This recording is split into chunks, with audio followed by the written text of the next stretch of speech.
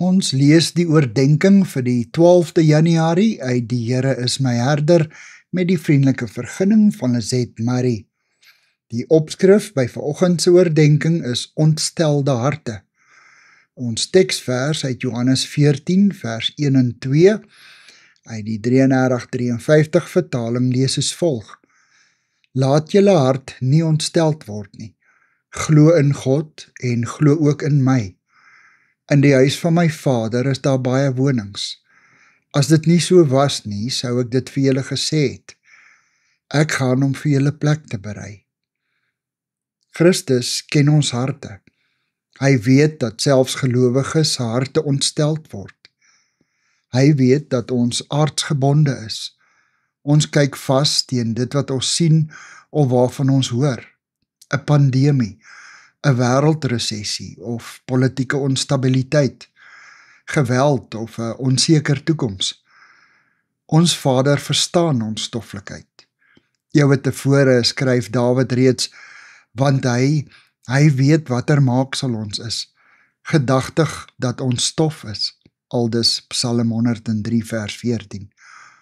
Christus weet dat ons in onsself nie opgewasse is teen al die aanslae van die lewe nie.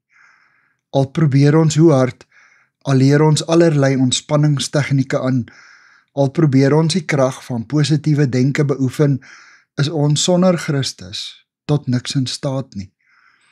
Die Engelse woord courage is afgelei van die Franse woord vir hart, naamlik coureur, dapperheid. Met ander woorde, courage is die hart se oorwinning oor sy vrees. Christus maan, laat julle hart nie ontsteld word nie. Hy bied die alternatief op ons vrees. Glo in God, glo ook in my. Christus beloof nie die afwesigheid van aardse probleme nie. Nee, hy help ons om verby die aardse te kyk en die ewige, ander kant ons tydelike raak te sien.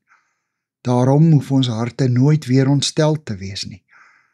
Ons ware dapperheid lê in die wete, in die huis van ons Vader is daar baie wonings. Dankie Here, dat my hart by U tot rus kan kom. Amen.